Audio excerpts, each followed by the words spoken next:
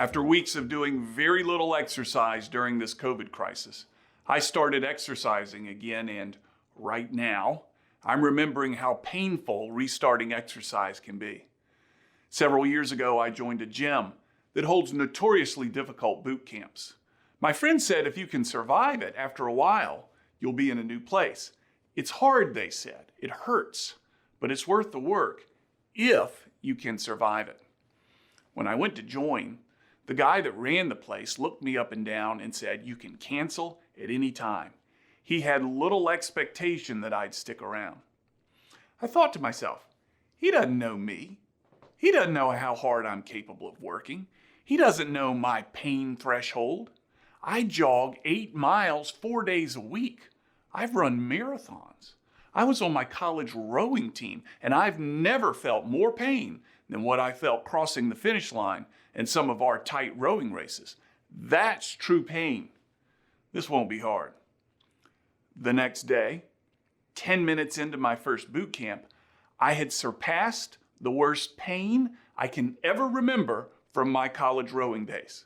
Then he hollered out, "One more set, and we'll be done with warm-ups." Warm-ups. These are just the warm-ups. My watch showed 50 minutes to go, 10 minutes in, and we're not out of warm-ups, and I have blasted through my previous pain threshold. Now, there are no good ways to compare two people's pain tolerance. I have no idea how much pain you think is a lot. Would your same amount of pain cripple me, or would it be next to nothing? There's no way to know. In that gym my first day, though, I felt certain no one could have been feeling as much pain as I was. That pain that I was feeling was somehow far and away more extreme than everyone else's. But that wasn't true. Everyone was suffering. We were all sloshing around in a big bucket of suffering together and at the same time. My face was frozen in a grimace. I was soaked in sweat, and I think my sweat was somehow forming tears, but I wasn't alone. And that helped me keep going.